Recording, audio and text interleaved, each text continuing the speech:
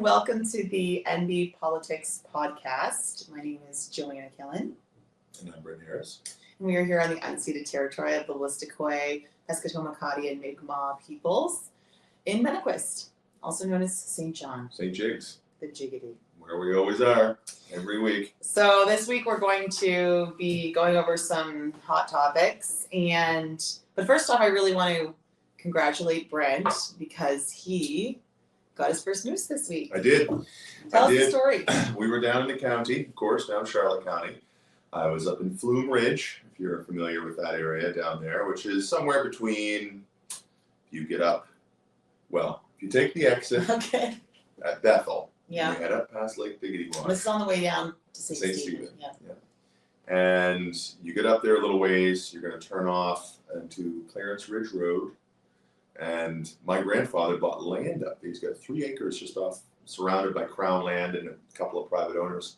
A lot of logging. 1947, you said? 1947, yeah. So Gramps been up there for that long.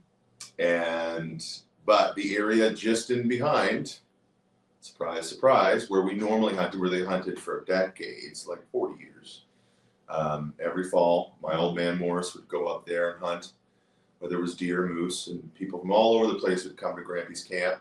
We did have to burn that camp down. It was in rough shape by 2005. Well, built in. Yeah, and not really on the foundation. No, I'm sure. But a lot of people came around to that camp, so we were going to go up there. Dad got a moose license first time in 22 years. I put in for moose licenses probably 8 years. Yeah, never got one. So we never had an opportunity to go moose hunting, and there probably could have been people we got in touch with, but I moved to Ontario and all this stuff. So anyway, I was his first gun or second gun, whatever you call it. He had the primary license, and they had just sprayed glyphosate just in behind the camp. So we decided on day one we weren't going to hunt in there. No. And moved up to Flume Ridge, which is about 15 minutes up the road, off the Marks Road. How did you know that it was sprayed? They have to put signs up. Oh. They have permit signs. Kind of like you'd have a permit on your window. They got signs up saying the date, the permit number, what was done, warnings, blah, blah, blah. Okay. And of course, all of the stuff that moose and deer like to eat, just brown, just dead. Right? They're trying to clear the way for trees and all this stuff. So we did hunt up there around Flume Ridge, and on day 2, day 1 we were in there. There was some heavy machinery working not too far. Kind of spooked the animals. It was really quiet. We didn't see anything, but our friend, my cousin Carrie Harris, is up there. He took us to this place that he likes. He and his boys, Garrett and Grady, hunt. And they had tons of pictures of animals, of deer and moose. And sure enough, on the second day, I walked all the way around this cutting, found a place where a moose had laid down, clearly a moose, because all the ferns were laid down. It was a great big area where she was sleeping. Probably it was the cow that was in there. Yeah. Of course, we like to shoot bulls when you can and let the cows keep producing. The ladies keep going, but people can shoot cows. And anyway, so I came past this pile of logs. I couldn't see up and behind it, so I was watching down where I could. As soon as I came around it, I sort of glanced up, and there's this big black spot about 140, 150 yards away. I just said, holy smokes, that's a moose. And I didn't really miss a beat. I put it onto him right away, and I could see that it was a male. I couldn't see how many horns he had. My scope wasn't really high tuned up. It was more on 4 or 5. So I could tell it was a boy, and I said, all right, this is it. Shot. Got him the first time, but I think I must have hit a little high. We're still trying to figure out what was hit where, because the moose is hanging down, of course. Yeah. But the 2 shots went into his lungs, and I think it was my first and third shot. Okay. Second shot, he had moved off, and I missed. And third shot, and like the process afterwards, so you have to get it registered. You got to clean him first. Clean him. You got to. What do you do? Just give him a bath or swim in the river? City folk, eh? I know, like literally. All of you New Brunswickers so far away. You're all giggling right now. These city folk, what do they do? What do you do now? Did you catch a moose? Did you catch one? There's one less for the road, I guess.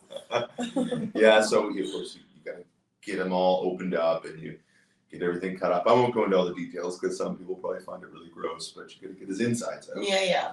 And then take it to a butcher. We put some pepper in them. Yeah. To kind of keep the flies off and to keep things okay, because it was quite hot. if you've noticed. It's Yeah, quite warm. It's so really humid. dry. We just got some rain today and last night, but it was really hot up there. And drug them out all through that cutting, which was a challenge because there's no road to it. So you're just over stumps and bush and everything He else. was like 800 pounds or something. No, he was. They said the rangers can pretty much estimate within 10, 15 pounds just by measuring the snout, Okay. measuring certain parts. And they said he was probably around 460, 470 See, pounds. this is like such a New Brunswick thing, right? You have these rangers out in the woods, driving around. Do you call them? They come Well, to we went to the registration office in St. George. You're just like showing them. Yeah, here's a moose. Here's our license. Wow. Check. Sign here. Go there. Good. Done. So now he's down in Clarence Ridge. It's at Rob Mills' place, butcher down there in St. Stephen. And he's in the cooler. He's in the cooler now. He's in the cooler. Did you name him? No. Didn't name him. But yeah, I'll probably get between Carrie, Dad, and I. Yeah. Probably get 100 pounds of meat each. Oh my god. And it's nice because it was only spike horn, so he's only about 2.5 years old. Yeah. 16 inches with the length of his spikes, so it'll be very tender, which is nice, especially for the kids. Yeah, Kids will It's their like, first try. rather than trying to chew on. We had a lot of moose Some meat old over thrasher. in Newfoundland. We had it prepared numerous ways, and it was just always so incredible. Yeah. Like, It was always a big treat whenever we had moose meat growing up. Always a big treat. So now we'll be stocked full. Yes. Yeah. Well, that's really cool. That is a very NB story. So I felt it needed to be shared. And I was interested to look at the 2025 Hunt and Trap Guide. Oh yes. And there's Minister Harone. Oh, he's on the right on the cover. Guide. Okay, I think I saw the guide here. Giving his acknowledgement to the hunters and trappers and fishers of the year. Oh, lovely. Oh yeah. Part of our heritage, you know. Our heritage moment. Yeah. So where do you want to start today on the? Well, there's a lot going on politically, that's for sure. Mm-hmm. There's been 3 major things happen in the last little while that I thought we could talk about. I thought we could also brush up against the institution of our democracy if we have time. Okay. But we can jump around a little bit here, but we have a new homelessness committee that's been struck by. It's not called a homelessness. No, committee. it's a mental health addiction homelessness task force of those ministers involved. Yeah, a bunch of them. Yeah, so they have Dr. Dornan, Cindy Miles, and maybe the justice folks too. I think. Yes, there was 4 ministers that wasn't there in the announcement. So then it's probably public safety. So anyway, that was good. It came out around the time of our housing for all strategy here in St. John. Yeah. There's a Fredericton task force that's been formed. Moncton has the highest population of unhoused folks in the province. It's double ours in St. John. So really, there's a lot going on in this space right now. We really, again, like we're dealing with hundreds of people, not thousands. So we're pretty fortunate that way, I'd say, like compared to other municipalities across the country. Yeah. So I'm excited for us because we really, we had I'd say it was one of my lowest political moments in history was when things fell off with Fresh Start in the city. Oh yeah, that made some provincial news here. It broke my heart, and but they all came back to the table, and they got back together, and they figured out what they needed to do, and then they came back and are all good now. But it was very touch and go there for a bit. How many times do you think we've been told we should be ashamed of ourselves for a decision? I wish I had a nickel for every single time. Yeah. Okay. Okay, we're back. Sorry, just a little break there. Child break. Child duties. Where were we? We were talking about the things homelessness. Homelessness. Company. Okay, so the real question here is, let's stand back and just look at this from a few feet away. In 2018, Higgs government, homelessness not top of issue. Nope. 2021 snap election. Nope, not there either. Not top issue. Now housing started to become a frustration. Yes. I ran on housing and I ran on systems reforms, of course, for the Greens. You ran as well, but on different issues. Mine was tax reform. I've been tax reforming since tax reform was tax reform. Since it was cool. Well, since I grew up with it, since I knew as a child that industry did not pay a proper amount of tax, and like so that was forever my thing. Right. Yeah. So again, that's just 4 years ago in a major election. Homelessness and even the housing crisis was like, it was more of like housing crisis, like maybe this one, and mental health addiction, like people were losing it. Yeah. This round, and you had a lot of politicians in the centers, urban centers. Yeah. Running on that. But I would say, but the municipalities around the province. Yeah. Since from that minority government that majority government that the Higgs government won in 21. That became a big distraction from them. That government under Higgs, it was a major distraction. They were trying to do issues management every which way till Sunday, not doing a good job. It led to, yes, the policy 713 and like trans issues and diversity issues in government and things like that were a big, bee in their bonnet. Mm-hmm.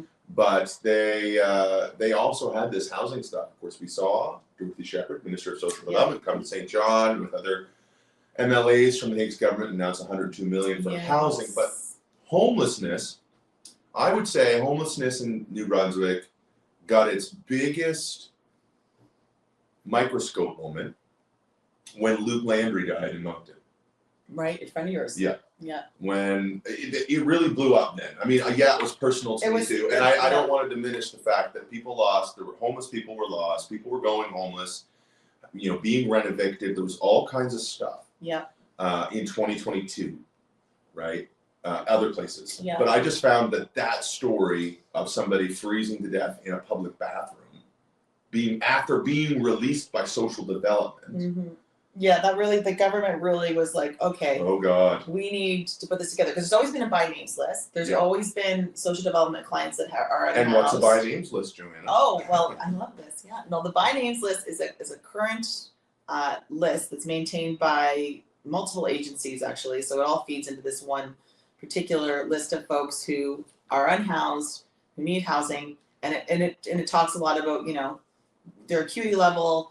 What's the acuity level, Joanna? Okay, well, acuity level. I feel like, I'm sorry, but I'm not trying to be facetious, but I do think it's for your benefit. Yes. Your benefit. It's for your benefit. So acuity level, it's true. And I am learning this. The jargon. The jargon needs to be unpacked. So acuity level is basically someone's ability to live on the streets. Do they have a lot of issues? Do they have a lot of cognitive, behavioral, drug addiction, etc. Like the worse you are, they call that high acuity. The better you are. And there's even one called I learned recently that's called high acuity plus, which is even more complex cases, right? And this is something I learned from Christine Work at EFRI, Elizabeth Fry Society in New Brunswick, who's got a great project going on in Miramichi. So we don't talk about the northern parts of the province. Let's talk about Miramichi housing stuff because we are going to get there. Yeah. Let's round out this.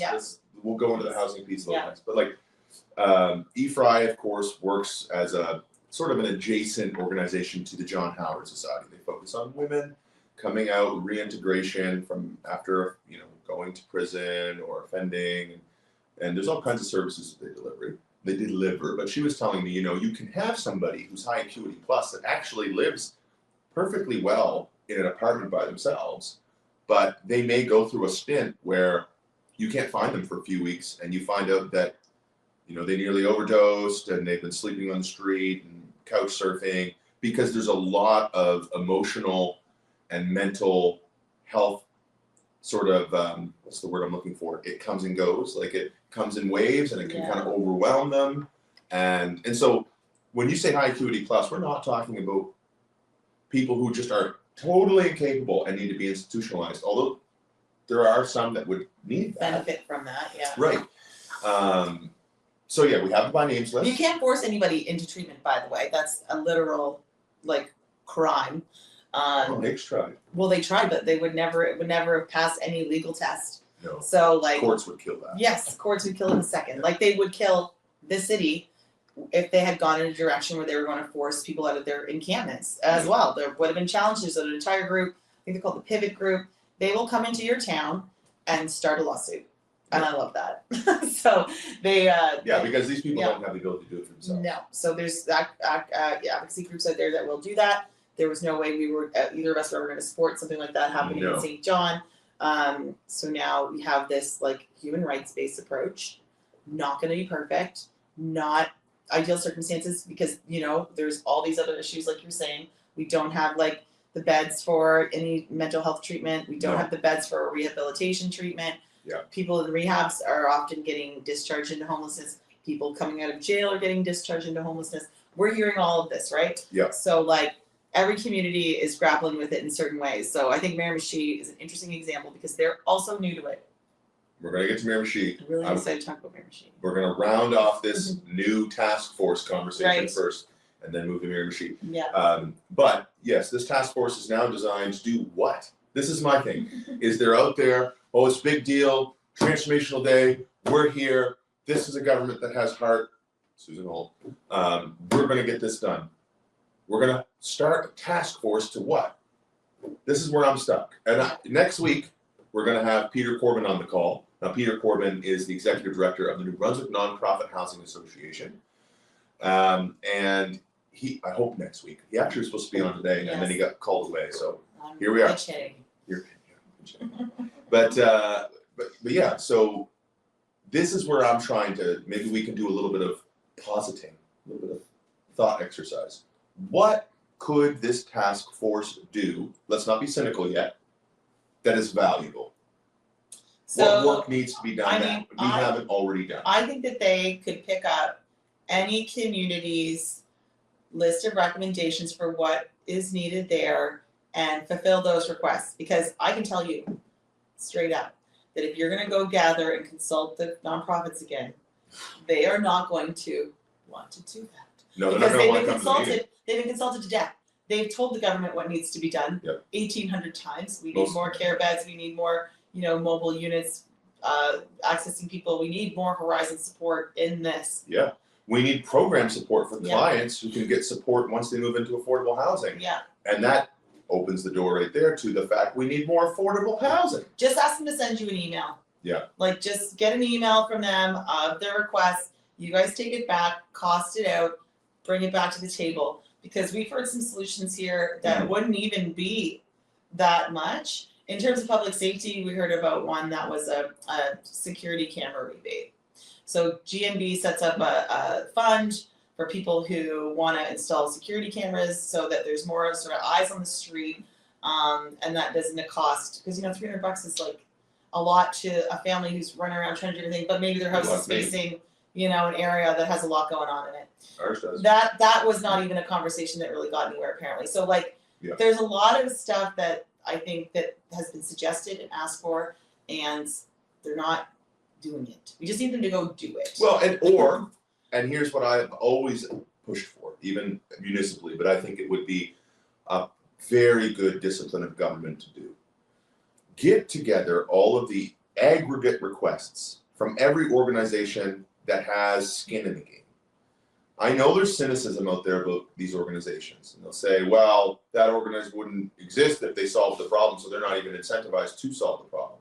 But you have to ask yourself the question, could you work in an organization if you believed that they were intentionally sabotaging recovery to keep their organization alive? And I dare you to find somebody who would say, yeah, I'd do that for 80K a year, or 60K or 50K. No one's going to do that. No one's going to try to sabotage and keep people homeless and keep this system going. The reason it keeps going and getting worse is because the underlying force pushing people out of stability, work, housing are still present. Yes. Those underlying forces are still pushing people to the margins, pushing them out of their stability and housing.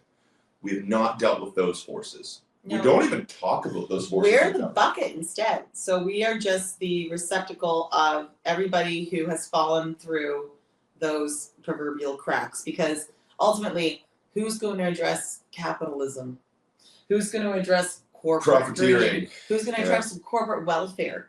Yeah. And that's a part of our conversation. Oh, that's another one down the road. But we don't have time. I know. So because honestly, this is it. Why have I always went on tax reform? Because ultimately, to me, all of these societal issues that we have that are underfunded and social dumped onto nonprofits would be fully funded and costed and proven to, work and be if they didn't hoard the wealth. Yeah, and you know what? You could probably even frame it up with the tax reform to say, look, we are not saying we're spending 100 years of taxing you to death.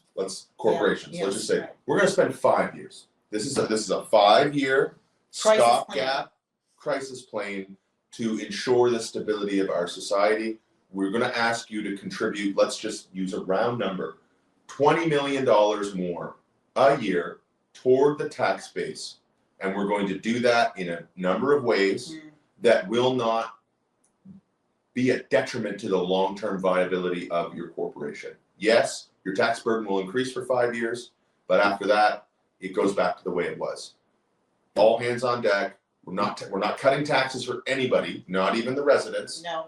And we're going to increase taxes on the companies for a period of time to address this issue. I've actually heard that pitch before. Like, that's super interesting. It's almost like a wartime effort. Exactly. And I've never pitched it before either. It's kind of, but I've been thinking about it. It's just like we don't have the corporations on side to pay taxes, but we do have them on side when the Chamber of Commerce wants to come over and slap St. John or Fredericton on the wrist for not doing enough to keep our streets safe and to solve homelessness. It's like, you guys got to be joking me. Like the chamber in this province is absolutely atrocious on so many fronts. And if you're listening to this and you like the chamber, come on the show and tell me why the chamber matters and why anybody who's a working class individual should care about what it does and how it's helped any company in this province. Like, I mean that genuinely. I'm happy to be wrong. I'm happy to be argued under the table. I will say I'm sorry, but there's no one that's been able to make a competent case for these. And then the problem is they represent the companies in the business class.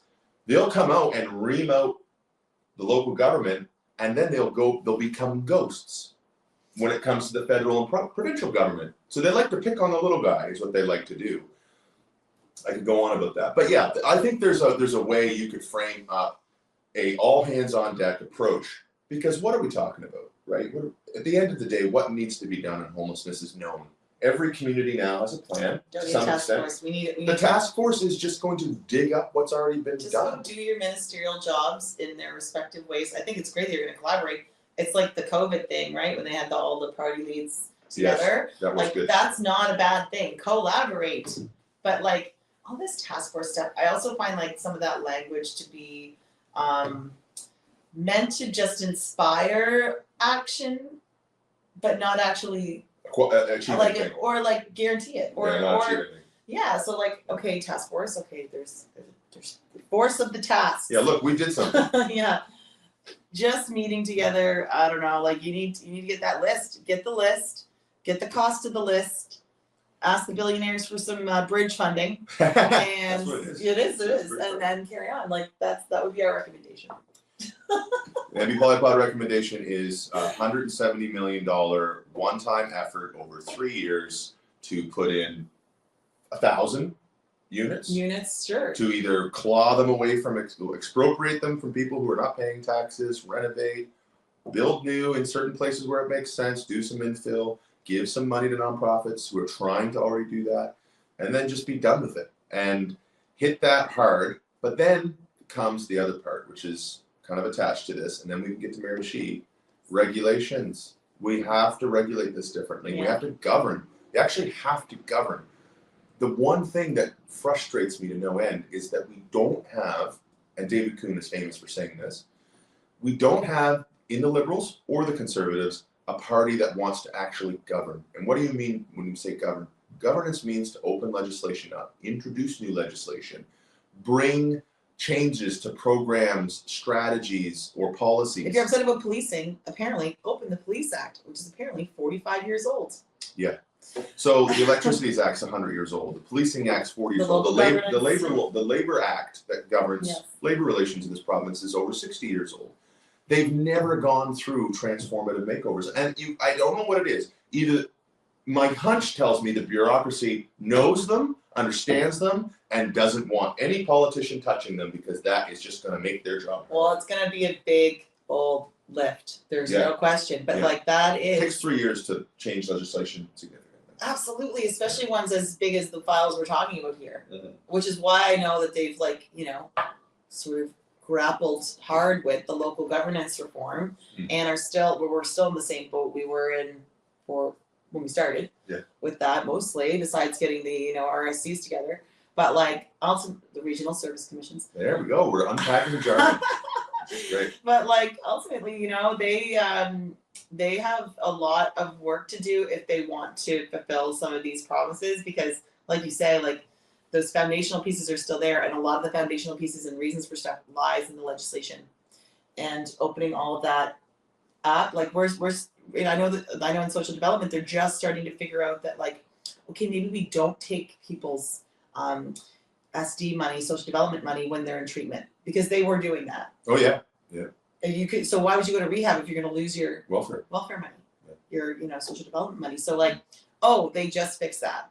But this is the kind of thing that's hard for them, because it's always been like, well, okay, the box is here and the path is this, and they go into treatment and I check this box and I'm done. Yeah. This is what happens when you have a bureaucracy that is devoted more to management than they are to transformation. Which is not their job to transform. It's the politician's job to do that. But it is the bureaucracy's job to define the art of the possible. For sure. We could do A if we had B and C. C, We yeah. could do D if we had E and F. That's your job, bureaucracy. Like if you're a civil servant, you should know, well, we could fix that. Probably would look like this. And I get it. There's probably a million examples you have where like that did not go well for you, others, because I get it. Like the wrestling match between staff and the governors, the MLAs, like I'm sure it's on a whole other level that we don't even understand. Well, and the MLAs we have are not really interested in governing, it seems. Like when was the last time somebody stood up and pounded the table at the ledge and demanded that one of these archaic acts, legislation that governs everything, be changed, and what to be changed, and put forward a proposal for change? We just don't see it, and partly that's our fault, the public, because we're not demanding it, because we're not aware of it, right? Many people are just too stuck in this position. This is where we brush on the topic of the state of our democracy. Many people are just happy to change the government and think it's going to get better. It won't get better unless the public demands it to get better, and the public shows the government where it needs to get better. Fix these bones, fix that room, fix this other room. Yeah, it is, and you need competent governors, you need competent politicians, and that there's no litmus test for that. You just get somebody with a pretty face or a good accent and a good community record. And we talked about this last time with the state of it, where there's a lot of people who would probably be great, who would never touch run. this They'll never with run. a 1,000,000-foot pole. Because of how we are, the public. Okay, so that's the task force. I think we're both on the same page. Don't do a task force. Okay, you're gonna do one, then make it a 90-day task force. You meet every week. You come out with a list of 40 things with a cost. And if you have to say, look, we don't have the $300 million we need to achieve this, but that's what it's gonna cost based on our dart throws on these topics, hey, that is still an improvement. Because at least you know the number. Yes. And you can work toward that, and you can find new off-ramps and matching funding. Yeah, So please feel free to take this advice. take the advice. What about Miramichi? Okay, so Miramichi has been through it when it comes to the unhoused, and they, had their for them it wasn't the chamber, it was the Business Improvement Association. BIA, yeah. BIA, who sued the city for their wanting to put a transitional shelter Two councillors too. close. Yes, two counselors. Been there, done that. Oh yeah, we've been Bought the T-shirt. So, oh my gosh, well, I don't know if they're gonna like that. we got you there. Sorry, Rogers. But yeah, so anyway, they got through that. It was ended up settled. They're now about to open a 16-unit transitional home that will be for folks who are, higher acuity. Mhm. We all remember our little terms here. Charity. It'll be staffed by Horizon. So That's a big deal. That's a big deal, and that's a pilot project, and that's thanks to a ton of work by Councillor Duplessis and his role as I believe he's the executive director of that org, or he works for them. He's on the board. He's on the board. It's Patty Quinn. Yeah, I think he's more involved though. Like He might be. He's in the game. So he was talking about this exciting news and showing the press release and everything else, and it's just incredible because this is what we're talking about.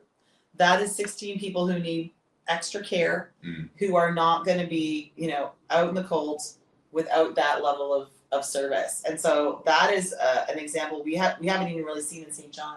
Or Frederick Moncton. Yeah, they're not staffed up by, Horizon staff. And so and supported by it. I know, I'm not sure how the arrangement is, but I think yeah, and some of it's still being worked out, but this could be a blueprint. It's a new direction, and it's about time you see one. But you see what it takes to get there. Oh my gosh, it's a heavy lift by councillors to work with staff, to get the council on side, to get the staff working on it, to get the staff meeting with the government, to get the government warmed up to it, to get the government to say yes to it, then to execute it and unlock the funding. It doesn't have to be this hard, but it is. This is what it looks like. So when people get frustrated at problems that just, they never fix anything. It's like, there's a reason they're fixing anything. Well, they're also getting a permit out of the cold shelter, which again, took years. Took us years. We only got it last year. Exactly. Now it's all year round. Yeah. Which is amazing. But that took years of it moving to, I don't even want to say the words, but to the Bellier Arena. So they had the cold shelter there. They had it, what was the other locations? They had it in different spots. Somerset. In the city here. Yeah, so but the Moncton and Frederick always had. Yeah. Always had them. Yeah. This is not 24/7, but they always had. See, the interesting thing about these cities, and what you can say for St. John, is we've got a pretty robust civil sector. Like the nonprofit and charitable sector in St. John's quite different than Moncton and Fredericton and Miramichi. We've got quite an advantage. We do. So we have tended to do better than them on some things, but where they have done better than us is the coordination between their MLAs, their MPs, and their council, and the province, and everybody working in a bit of a triangle pattern toward an end. Yeah. That is what we don't have. I think St. John's cursed, honestly. I do. I think that, they have, it's just, I get a sense that, if there's any bureaucrats listening to this or folks in the sector, you probably maybe can confirm this or not. You can do so anonymously throughout email. If it goes, if you're talking about things in the province and this and that, and then St. John comes up, I just feel like this happens. And they that they hang their heads and they're frustrated. That's what I feel. That is the vibe. Yeah, there's nothing I like better than being called a dirty Johnner. Oh, I know. And you're not from here. No, I'm from Blacks. But anyway, I live here now and I'm representing people here now. But it is very different, and genres are very different, and we are the hardest of them all on our political leaders, which is no wonder. You get so much turnover in politics here. You get a few lifers, but those lifers, they know how to tack. They're not worried about trying to win new votes. They're just going to keep the votes they have, keep the relationship they have, keep their head down. And a lot of people just that vote. But if they run their mouth about anything, it's stuff that they could never solve, right?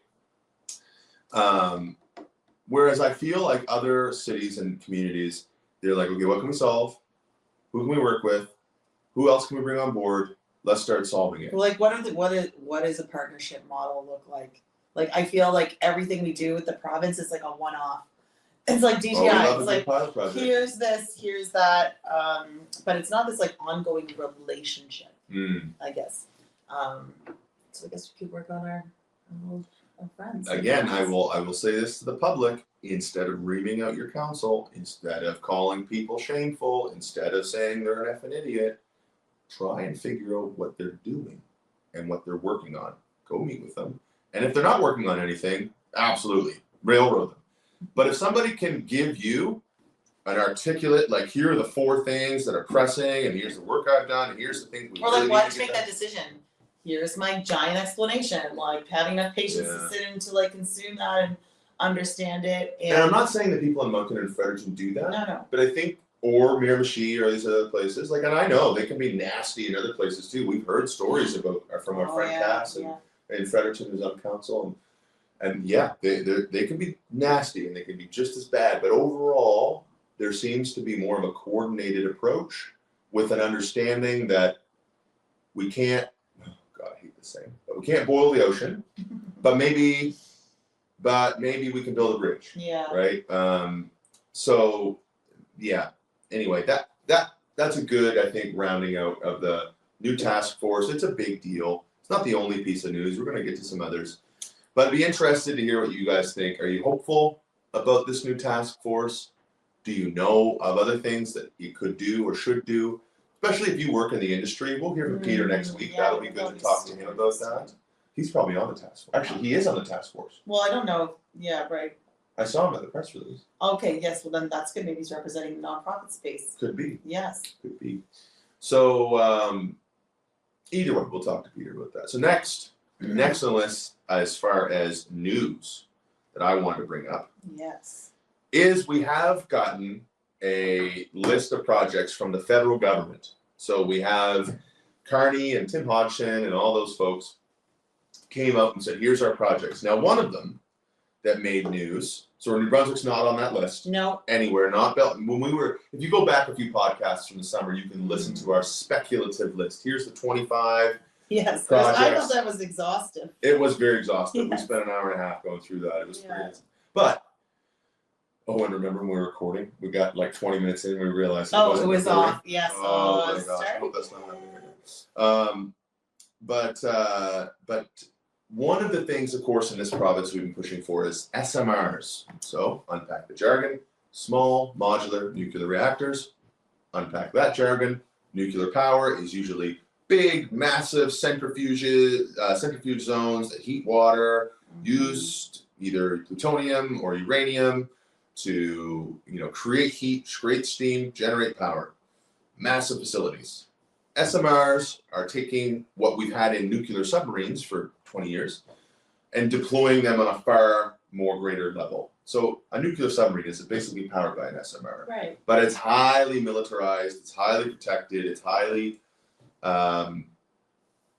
it's unique. It's unique. You can do different things in the military than you can with public. Yes. But these SMRs have been worked on for decades, and New Brunswick has put a lot of money Of course. into Moltex. We really believed in them. And who's the other one? Oh gosh. Not Moltex. It's Moltex, and I just blanked. Mhm. Either way, Yeah. we went down that road, right? Of course, everybody remembers the Joy Scientific stuff. We've exhaustively talked about And it all of our life. Power has really All the times we tried to be big fish and little pond in giant ponds. Yeah, and we're not. yeah. So there was some hope originally when these projects were announced that New Brunswick might see an SMR installation location because technically Point Lepreau Mhm. was already designated as a second reactor site. God help us if NB Power gets to do a second Point Lepreau. We can't even afford the first one. Either way, what we found out is that no, New Brunswick is not getting any SMRs. We're not even getting a nod from the federal government on national project. It's all going to Darlington in Ontario. First So- I was like, Darling's no. no, the Darlington nuclear project. Yes. So they're on July 7th, the Ontario government announced will work with LPG, Ontario Power Generation, to commence planning and licensing for 3 additional SMRs, for a total of 4 SMRs at the Darlington new nuclear site, pending regulatory approval. So this is how fast it can move. Yeah.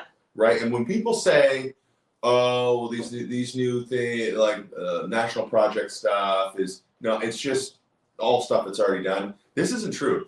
They were able to get this approved for deployment. This is July 7th, 2023, where they said, hey, we're going to look at a site. And they spent a year getting a site approved, getting the environmental impact assessment done, getting it prepped, getting the land figured out, regulatory pieces figured out, the components figured out. Mm-hmm. And guess who just got those 4 SMRs?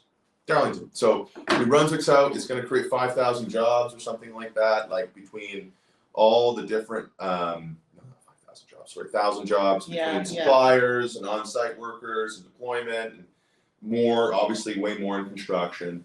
But they actually figured out how to get the land, approve the land, deploy the SMR. We didn't. We put all this money in to exploring SMRs, and we failed. And that's where we're at. And I know that's a sucky news story, but it's like, all that is flushed. Like, if OPG, Ontario Power Generation, is going to get these contracts from the federal government to deploy SMRs, we're not going to get it. the likelihood of us. So what's going to happen there with the British government? No, maybe we should just do things that we know how to do already. I don't know. Crazy. Yeah. Yeah. Well, not surprising. Then I think the next thing they could focus on us about. I know there's this gas plant is causing a lot of issues in the Saco area. Oh man. I know. It's like, okay, so you want to put one of those there? Like, it just. We're just so tiny, and. But to me, that is a better idea. The gas plant. Absolutely. Okay. My green vote people are going to just completely flush me down the toilet after saying that, but the reality is we don't have the competency, people. It's not possible for New Brunswick to start doing massively advanced things.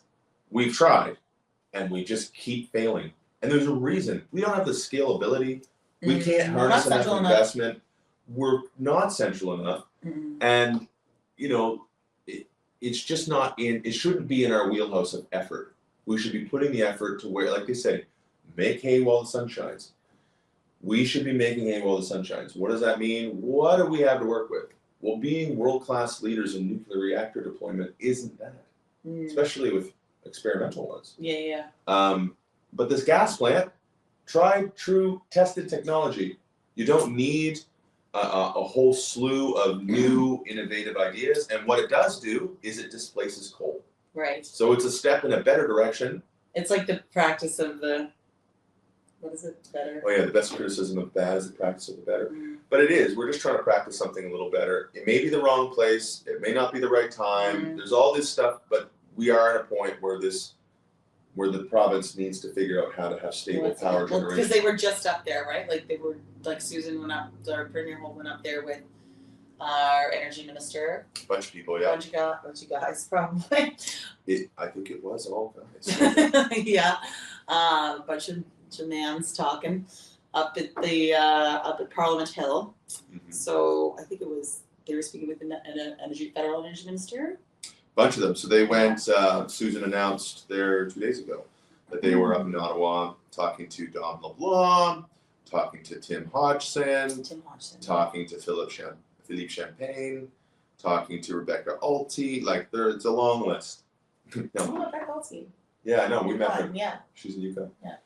She's a minister now. Yeah, I know. That's so neat. Our friend from the Yukon that we met at one of our council learning conferences. Yes.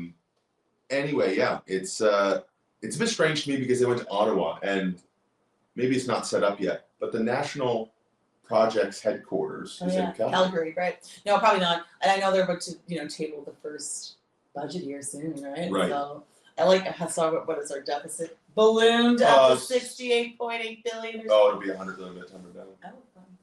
Yeah, losing revenue all over the place. Wow. Yeah. So we got to build Canada. Well, we do, and we do. We got to shrink the ocean. Yes. That's the new strategy. Shrink the ocean, which just means what does that mean? Reduce the distance between your trade partners in Europe.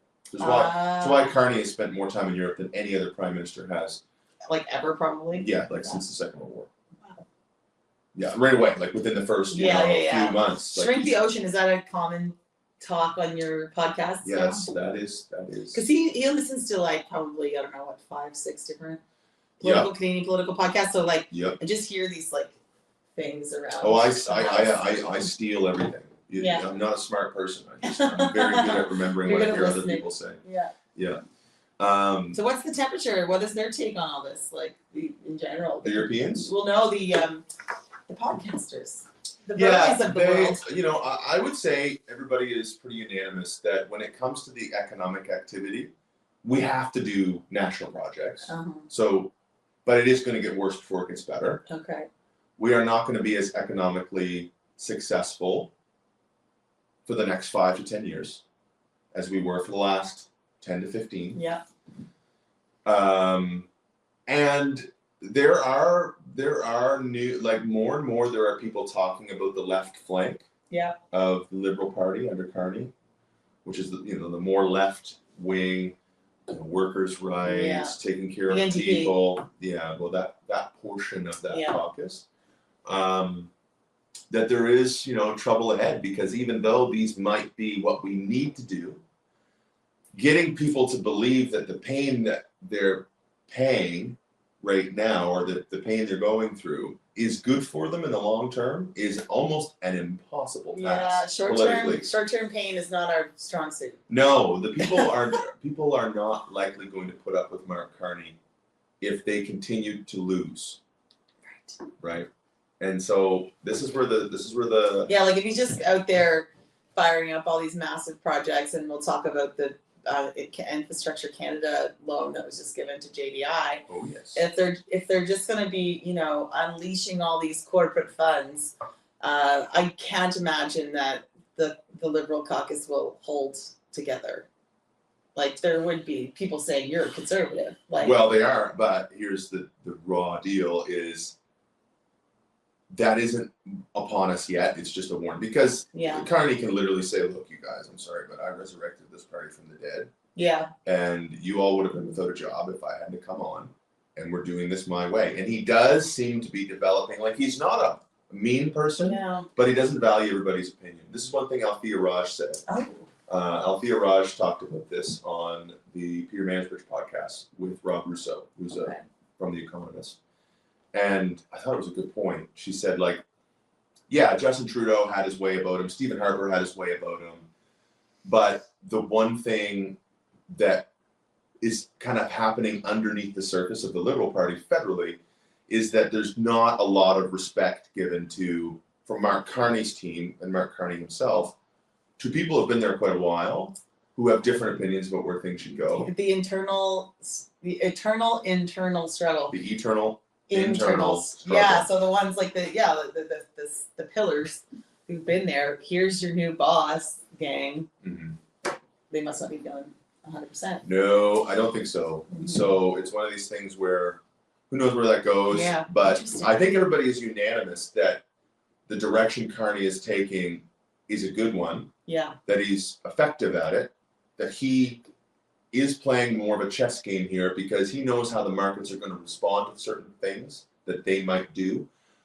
But then the really smart ones that I've heard speak, they also say, yeah, but look, I'm sorry, but 40 million people in Canada just isn't going to sway the market when you have these giants going toe to toe. You've got Russia going toe to toe with Europe. You've got China going toe to toe with US. You've got Middle Eastern giants duking it out. The markets are more concerned with stability, and they will take money where there is stability, but they also want to be on the winning side. Yeah. So we're like a low hedge bet. We're a low hedge bet. So we'll see. But I think that's what Mark Carney's trying to do. Okay. But it doesn't seem like it's going to come into Brunswick. No. Except this infrastructure bank loan, which is worth talking about. The infrastructure bank loan. And like JDI's posting about this, you can go read up on it. So they received $660 million loan. Mm-hmm. So I've heard of Infrastructure Canada before. Usually they work with like provinces, municipalities, stuff like that, right? Like to just for capital funding, so just to build stuff or repair stuff. Yeah, so their mill, which is it's $1 billion project. 1.2 billion. 1.2 billion. That's like over half of the capital raised. Which is interesting, because you look at that, it's like, how did JDI go forward with the next gen project if they didn't have all their funding lined up? They must have. But what they did, they must have done. Yeah. Is they must have gotten the money secured from financial institutions, banks themselves, whatever, and now they've refinanced the loans there through Infrastructure Canada to have a lower interest rate or have a better return or something. Yeah. Which would make sense. Like that's kind of what the BDC is for. Yeah. In terms of like entrepreneurship, but this would be like it's interesting that it's infrastructure and not like business development Canada. That is true, because normally when you look at a pulp and paper mill, that is a business. Yeah. When you think of infrastructure, you think of roads, ports, airports, railways. But this could be, maybe in Carney's new world view, his vision of it, that is infrastructure. That is something that's critical to the success of Canada. So you could then start to say, like, build the gas plant. Yes, it's owned by X on. But you know what? Like, we're gonna at least invest with this in loan form. So I was happy to hear that it was a loan. Yeah. And not a grant. Oh god. Because like More corporate the welfare. corporate welfare that's gone on is wild. So like, yeah, there's been a lot of barriers put in place because of bigger companies testing GNB. Like, I remember this one good example of there being no limit per company on how many people could get pedal workplace reimbursement. So if you're hiring someone new, this was like a decade ago. If you're hiring someone new, you could get stipend for a year to pay for part of their salary. They took up the entire fund because there was no limit. I used that, the one job pledge, things like that. After they put limits. Right. So there was this one year they had spent the budget because they had forgotten to say like, oh, you can only do 10, 5 employees, and then they had a whole bunch of different things. So you kind of see like where big business can test government programs. Oh yeah. And put them at the limit. Well, this is an interesting one. One of the things, of course, a lot of people are talking about the foreign workers stuff, the short-term. The Lima Yeah. site you can go look at and Short-term see who's getting temporary foreign workers. Yeah, temporary workers, and like it's companies paying temporary foreign workers $25 an hour for a job. Tim Hortons in Ontario. Yeah, and more companies, and then meanwhile they're advertising the same position basically to local employees, the local markets, for like 18 an hour. Yeah. So they're willing to pay temporary foreign workers like $7 more an hour to go do the same job. And you say, well, why would they do that? Because the temporary foreign worker program comes with all kinds of accommodation, comes with all kinds of supports that we pay for. And we also can't get. God, I couldn't get a temporary foreign worker to help me build a house. No, and you also couldn't get a wage accommodation Wage for subsidy. somebody like who maybe was an immigrant, like who's from here. Doesn't really matter where they're from. Yeah. But just they come in through that program. They built this program based on the needs of business. Yeah. And it's it's predatory to the system really, because it's like, then just pay. Pay me $25 an hour to go work 10 more. I'll go work there for a few weeks in between house bills. Yes. For God's sakes, I don't want poor coffee. I don't. But it's like, only if they're subsidized are they willing to pay a living wage, is basically the lesson. That's right. And if it comes with tax breaks and accommodations and blah, blah, blah. So anyway, we're going to get close to wrap up, but one more piece of good news.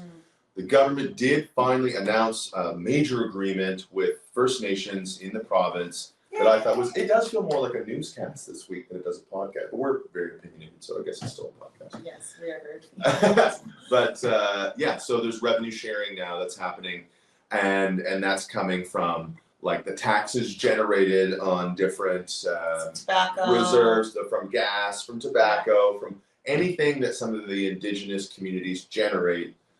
They will be getting that tax revenue up, so much percent up to the first 10 million, so much percent. It's like 90% or 76% up after that. So they've got this tiered process. They all agreed though, which There's I was only- happy about. But Elsie Bucktook was left out. That was interesting.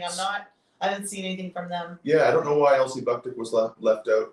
I don't know. I think there was 2 others from different nations that were left out, and I don't know whether that's because they're going to have a separate one. Because Elsie Bucktook's pretty major. The Tobique's in there. Tobique's They've done a lot of work. Yeah, Bird Church is in there. It's not St. Mary's. I apologize. Tanstick? Oh yes, yeah. You're not trying to say it either. I'm not going to say it because it won't do any better. Okay. We tried. So I mean, I was so happy to see that, because ultimately, like, the more that we can, give to the First Nations communities, I think the better that their growth is everyone's growth. Right now, and I'll say this: the best entrepreneurs in this province are Indigenous people.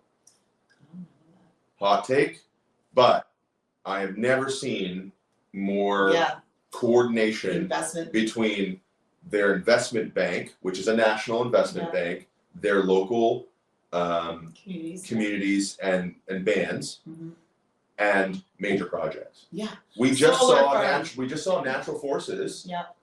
Is now Indigenous owned, 51% Indigenous owned, from Tobique First Nation and others, down Nova Scotia now. So they did Birchill here. Yeah. Now they're doing like another major project down Nova Scotia. Amazing. Solar power is going to be Indigenous led investment. Here. Also to be. Yeah, also to be. There's a bunch of things that Indigenous communities are coordinating. The big one I'm looking forward to is seeing what Madawaska does. I know. I haven't- They got a big chunk of change at one point. Yeah, well, they went to war against Edmundston, right? And they got so that not like the investments that they're making in the I say strategic. that they didn't go to war. No. What they had a court challenge to land that was based on some agreements that date back, not totally the treaty. I'm not going to get the details right. But they ended up winning that court battle and getting a significant amount. Settlement, yeah. So now they can invest that into a multitude of things, and I Yeah. think it's just so interesting to see this iteration of this reconciliation piece because, like, yeah, we're only like completed 9 of the calls to action of the however 90, many. yeah, Yeah, that's it's wild. So I saw the progress report recently. So yeah, Medicus Powwow, October. Let's go. Let's You're in St. support John, St. Indigenous Mary's communities. powwow. They have one this year? The powwow circuit is getting bigger and better every year. Yeah. Go Um, check one out. yeah, so now we have one in Mennequist for second year. That's it for today, folks. Yeah. Want to thank you for chiming in, for supporting us on Patreon. If you want to check us out on Patreon, you can go to that patreon.com/NBPolipod. I bet you you'll put it under here. I could if I was actually touching the screen. I don't have the screen button to click it, but I could for the banner. No, this was a good chat. Yeah. Thanks for joining me. Let us know. We asked you some questions. I don't get enough feedback from folks. Mark McKelman, thank you for tagging us in a post on Twitter recently. I thought that was really My funny. politics has changed. And how our politics has changed. Yeah, because we change. Yeah. And believe it or not, we are capable of changing. We'll see you next week. Be back with Peter Corbin. Fingers crossed. Talk housing. And from there, I did reach out to Jordan Likeness again. Oh, good. Trying to get that The fall lined up for our fall. conversations. Because we pushed that because now the NDP, Abby Lewis is announced. That's a big deal. I want to get David Christopherson back, or on, not back, with Jordan. And that's coming down the pipes. And yeah, we're going to keep going. Peace. Have a good week.